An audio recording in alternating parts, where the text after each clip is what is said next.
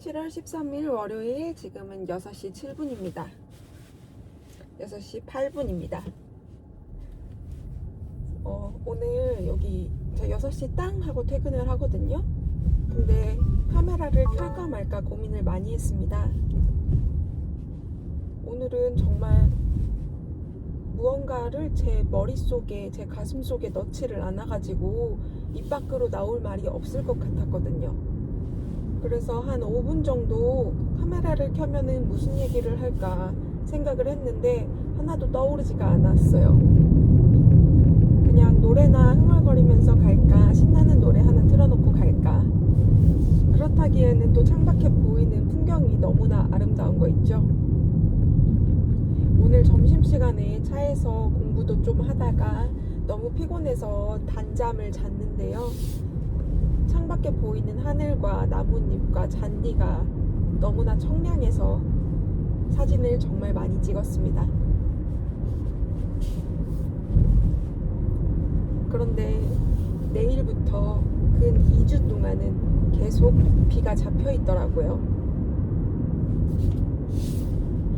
요즘에 날씨는 계속해서 바뀌기도 하니까 또 비 오는 중간중간에 오늘 같은 날씨가 하루 이틀씩은 섞여 있었으면 좋겠습니다. 매일 비가 오면은 없던 우울증도 생길 것 같잖아요.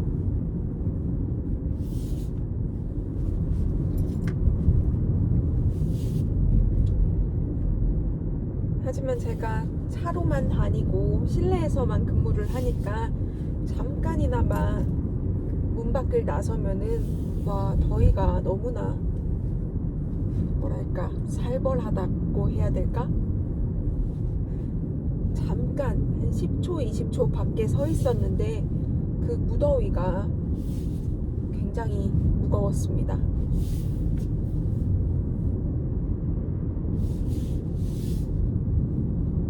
그렇게 덥기 때문에 이 청량함을 만들어낸 걸 수도 있겠지만요.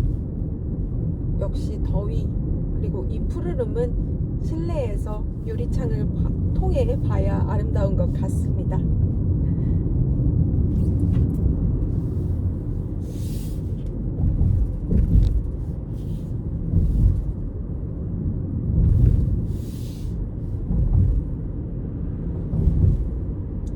이쪽 길은 나무가 많이 우거져 가지고요. 그늘에 있다가 햇빛이 또 나왔다가 또 다시 그늘 속에 들어갔다가 햇빛으로 나왔다가 하는데 그 그늘에 있다가 갑자기 햇빛이 너무 쨍하게 나오면은 전 잠시 앞이 한 2-3초 안 보이더라고요. 그리고 너무나 쨍한 햇빛 속에 있다가 갑자기 이런 숲터널에 들어가면은 또 그것대로 앞이 잘 안 보이고요. 이 선캡을 쓰고 만 여부와 상관없이 말이죠.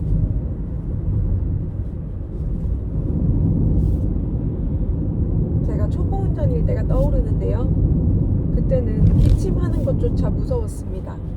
그 기침하는 잠깐 찰나에 눈을 감게 되잖아요.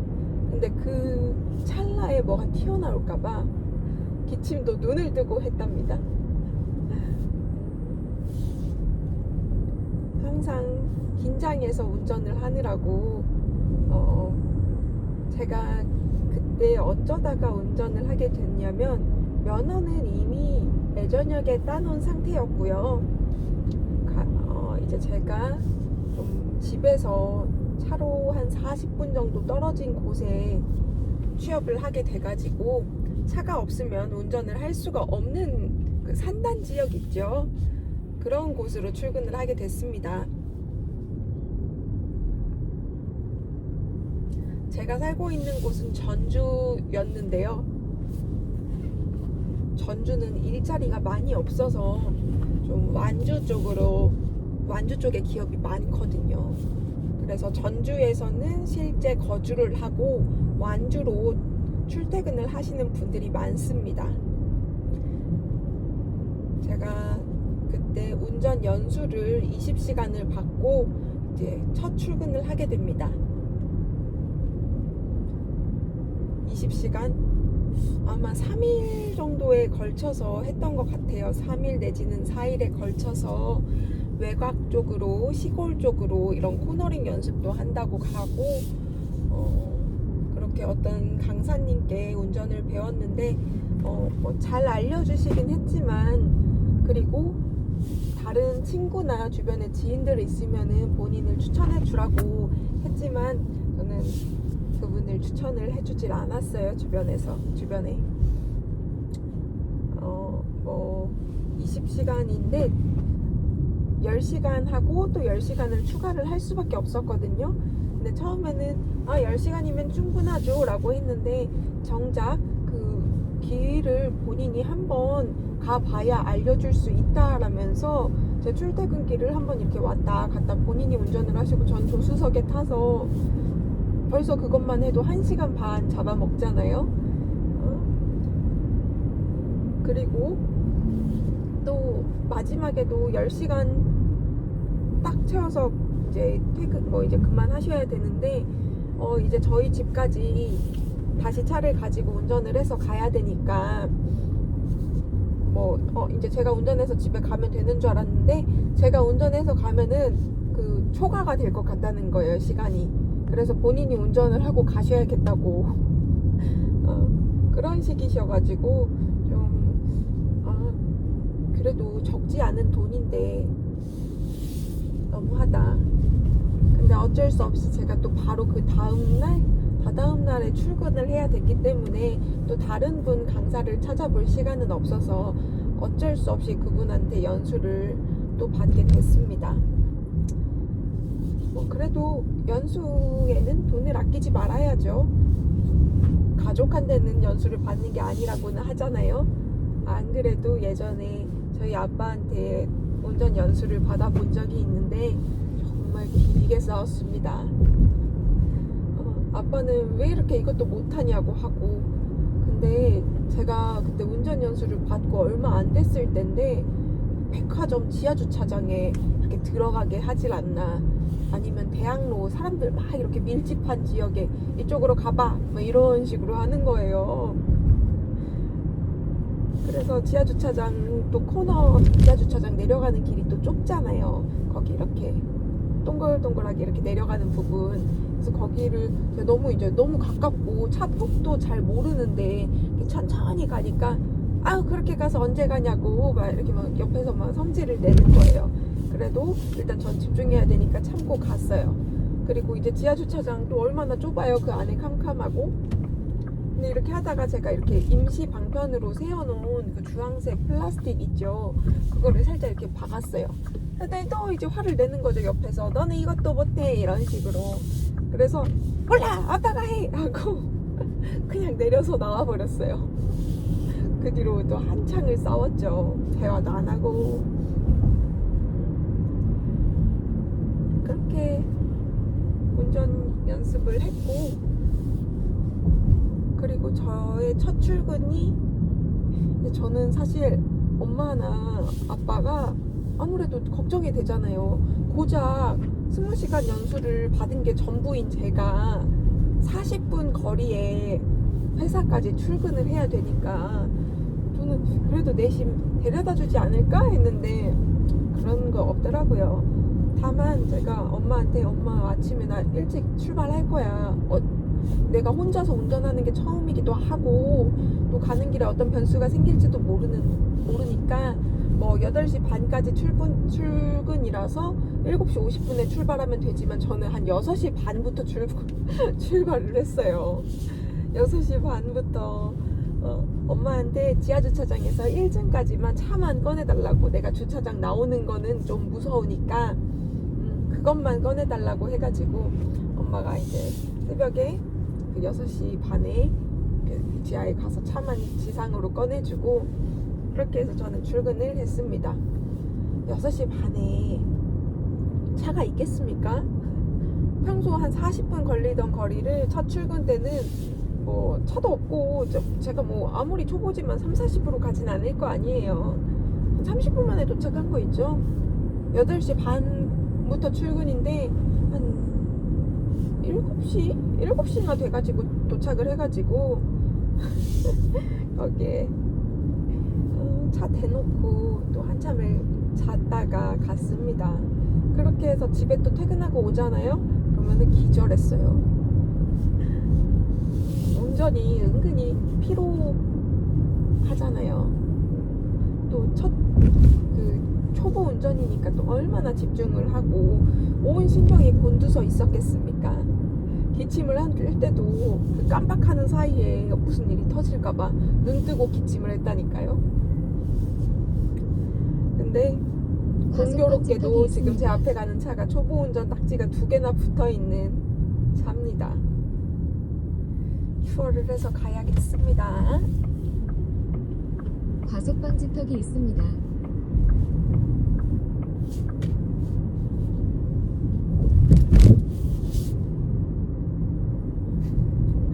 제가 지나가니까 이제 양보를 해주네요. 하긴 초보 운전 때는 뭐 뒤에 백미러 사이드미러 볼 겨를이 어디 있겠어요. 참 그것도 있죠.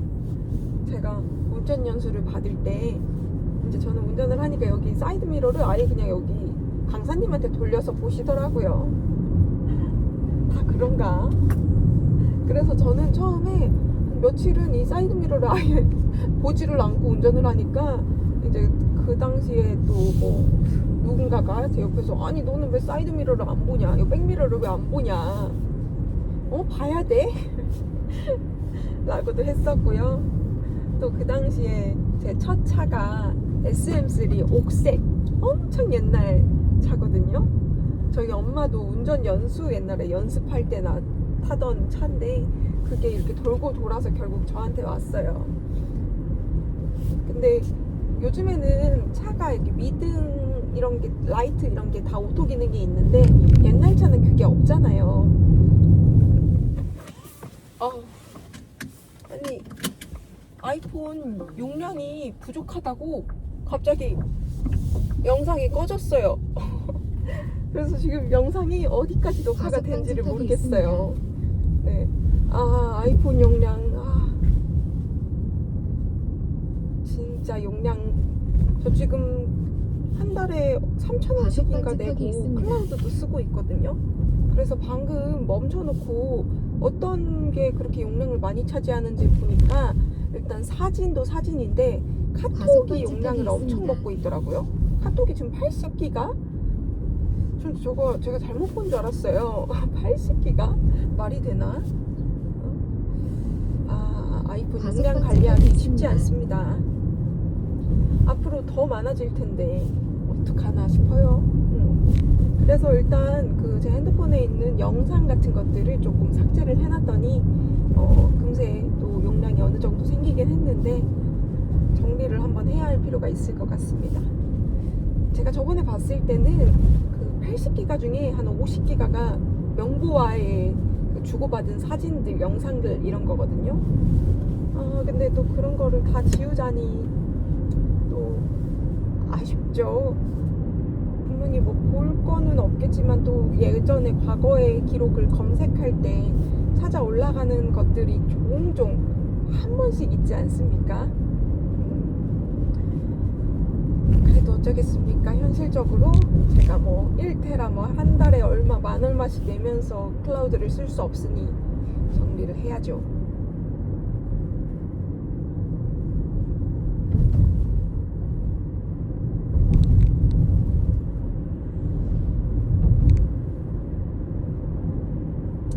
방지턱이 있습니다. 아마 제가 초보 운전일 때 얘기를 하다가 중간에 끝난 것 같아요.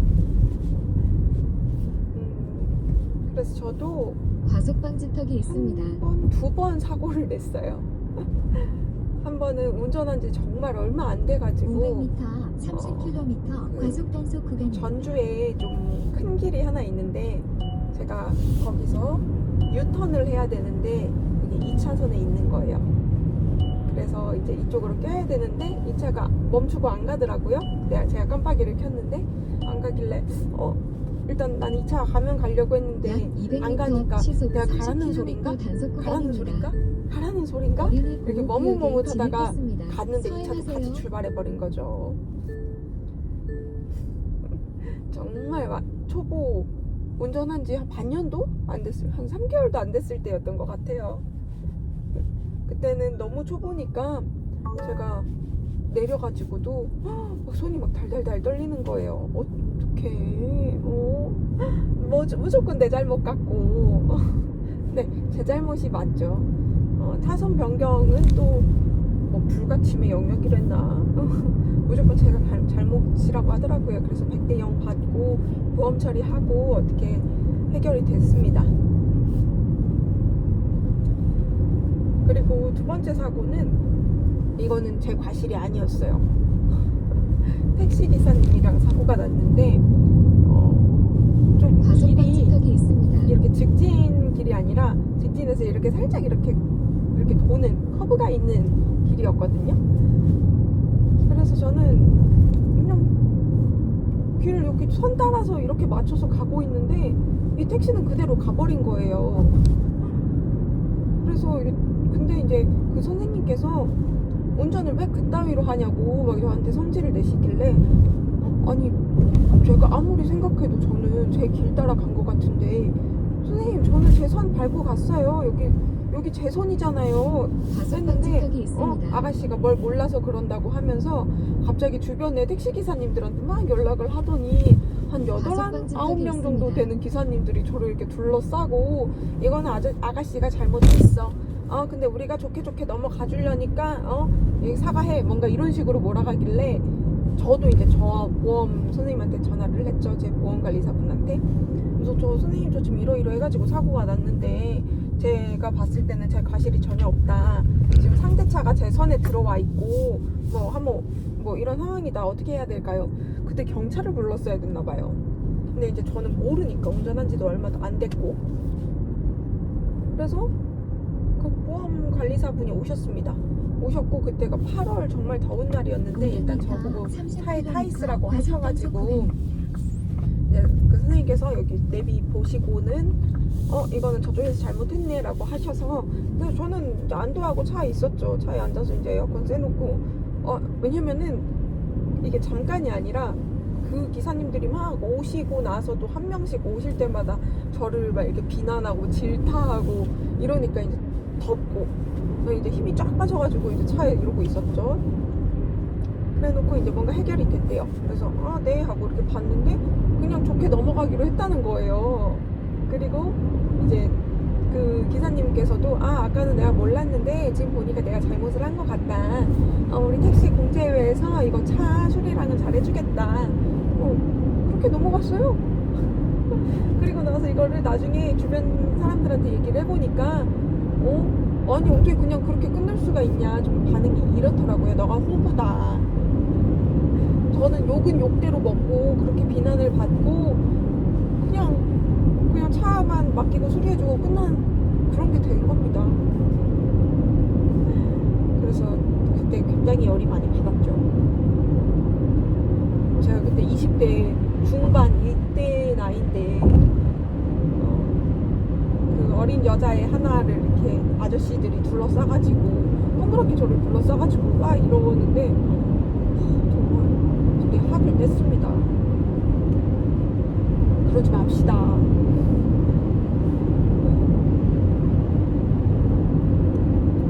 아마 제 사고 경력은 초보 때 그 2건이 가고 그 뒤로는 그냥 저 혼자 제 차 긁어먹은 거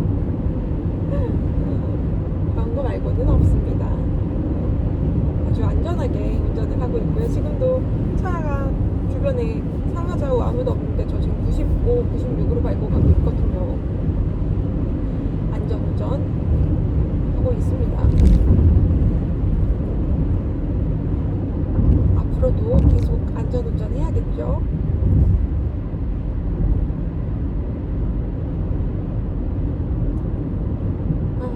그래서 저는 이제 퇴근을 하고 오늘은 도서관에 갈 예정입니다.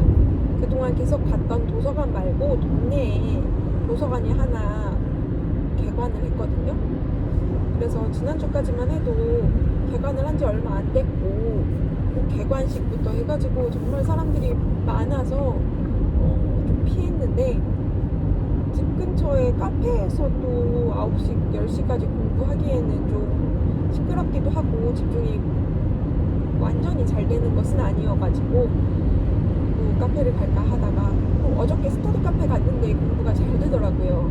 그래서 또 스터디 카페를 가고 싶었는데 스터디 카페가 저희 동네 스터디 카페는 2시간이 5,000원이고 그 다음이 6시간이에요. 6시간이 9,900원이에요. 9,000원. 2시간이 5,000원, 6시간이 9,000원. 근데 저는 2시간, 지금 가서 2시간 하면 8시 반밖에 안 된단 말이에요. 넉넉히 3시간, 4시간 정도 있었으면 좋겠는데 그 중간 시간대가 없어서 4시간 공부하려고 10,000원 내기는 또 아깝잖아요. 너무 그렇지 않습니까? 이거 가격 배정. 그래서 내가 10,000원 내고 거기서 3시간 공부는 못하겠다. 야, 돈이 그렇게 많은 것도 아닌데 너무 돈 낭비다. 그래, 어떡하지 하다가 그래, 그러면 대관한 도서관에 가자. 그래서 지금 그 도서관으로 향하고 있는 중입니다. 제발 사람이 없기를 바라는 마음으로 가고 있고요. 아니 뭐 어떨지. 그래 지금 6시 반인데 뭐 사람들은 밥 먹으러 집에 많이 가지 않았을까요? 아마 이 시간에 뭐 몇 명이나 있겠어요. 만약에 갔는데도 사람이 너무 많다 싶으면은 뭐 그냥 근처 카페 가면 되는 거고요.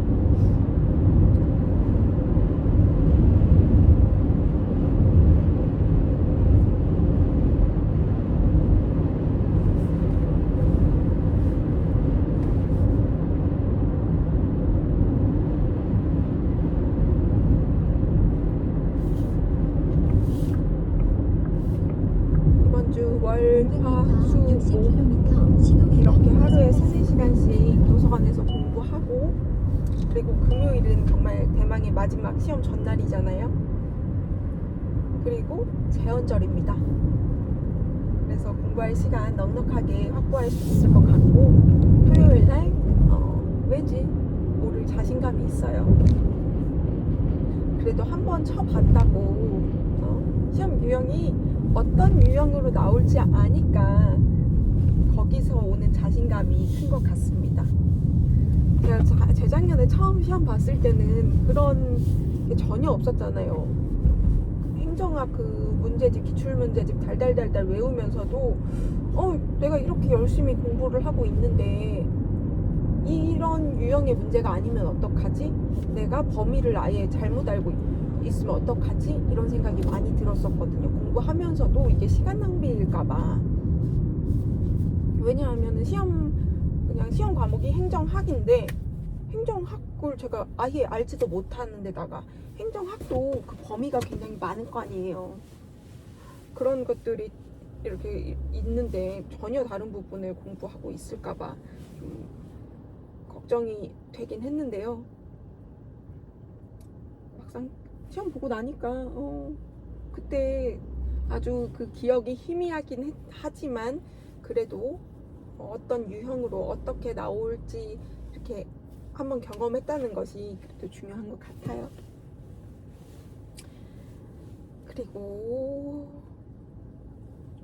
그리고 지금은 그때보다 그래도 그때 공부를 했던 바탕이 있어서, 바탕이라고 하긴 그래요 사실.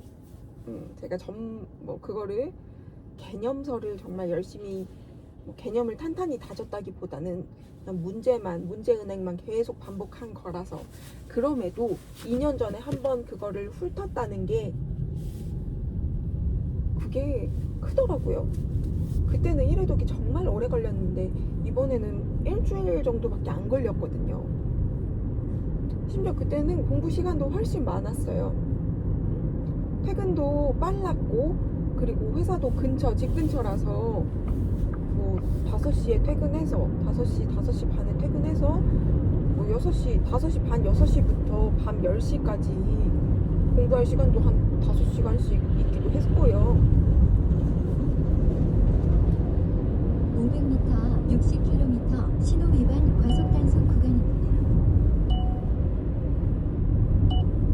약 400m 앞 시속 60km 과속 신호 위반 단속 구간입니다. 그때 이제 한두 번, 두세 번 봤던 덕분에 지금 굉장히 수월하게 하고 있는 것 같아서 그냥 과거에 제 스스로한테 그때 너는 떨어졌지만 그래도 그때 너 덕분에 지금 내가 굉장히 편하고 수월하고 기분 좋게 공부할 수 있다.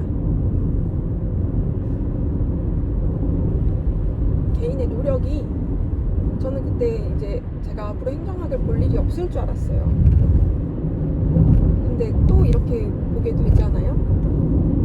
노력은 배신하지 않는다라는 그런 뻔한 말이 이번에 좀 왔습니다. 제가 그때 그만큼 노력했던 것이 허투루 이렇게 흩어져 버린 것이 아니라 그래도 지금에라도 쓸모가 있어서 도움이 되어서 참 다행이라고 생각합니다.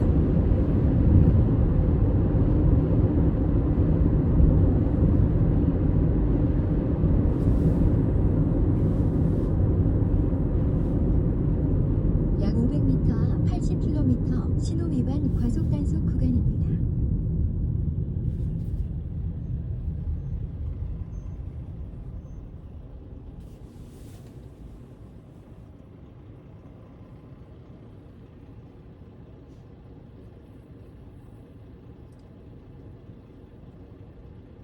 혹시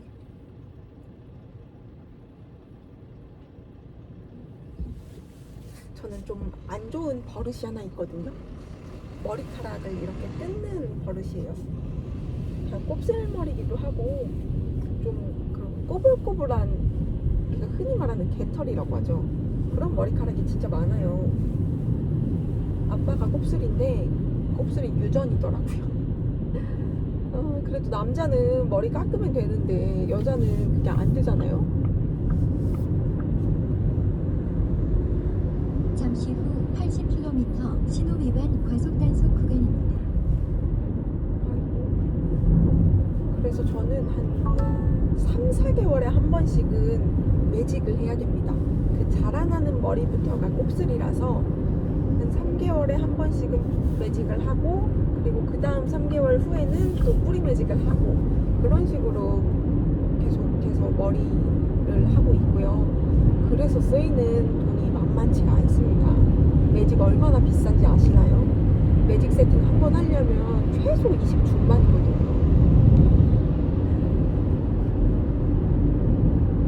정말 제가 그동안 매직에 쓴 돈이 얼마인지. 그래서 저는 그 직모인 친구랑 같이 얘기를 하면서, 그 친구가 직모는 이렇게 딱 붙어서 고충을 얘기를 하더라고요. 머리 이렇게 딱 붙는다, 스타일링 하기 힘들다. 근데 야, 그 정도는 감사하지. 곱슬이는 매직 계속 해줘야 되고, 비 올 때 되면 이렇게 뽀글뽀글 일어나고 뜨고 맨날 이거 눌러줘야 되고 얼마나 힘든지 신호 아냐. 위반 과속 단속 구간입니다. 그래도 아니래. 직모가 더 힘들대. 야, 매직은 나 1년에 한 100만 원씩 써야 돼 했더니 이겼습니다. 역시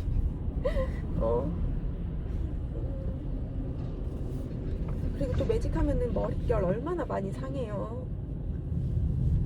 그 약이 독하잖아요.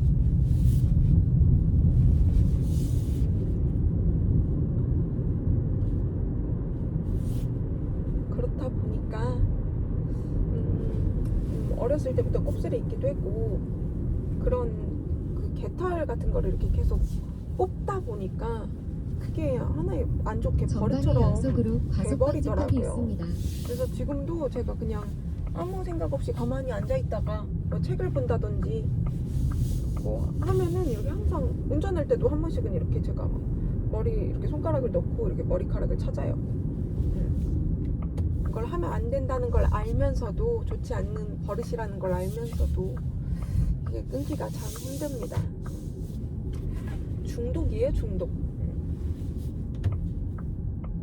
그래서 한 번씩은 제가 집에서, 제가 있던 자리에는 머리카락이 막 이만큼씩 나올 때도 있어요.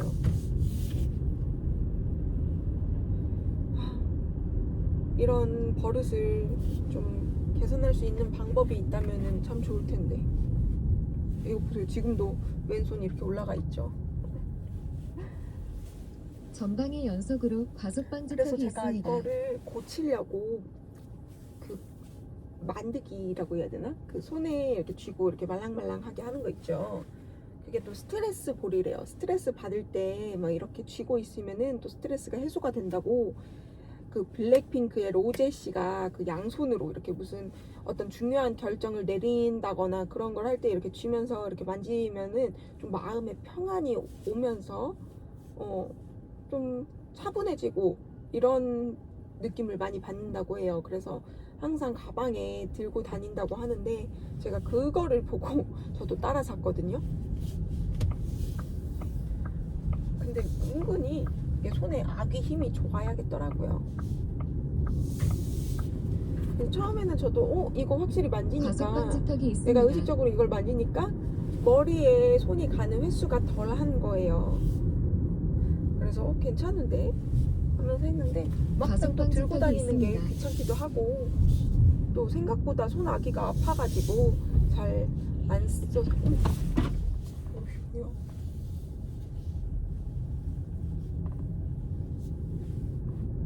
방금 제 앞에 자전거 타고 가는 사람이 넘어져가지고 어린이 보호구역에 까딱하다가 큰일 날 진입했습니다. 뻔했습니다. 서행하세요. 오후 생각하기 입에 뱉기도 싫네요. 과속방지턱이 있습니다.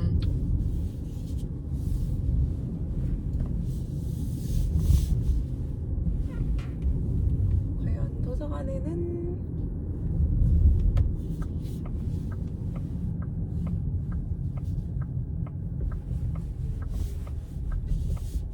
자, 저는 도서관에 도착을 했고요. 이제 들어가서 공부를 열심히 하고 나오도록 하겠습니다. 제일 가까운 곳에 잘 해야지.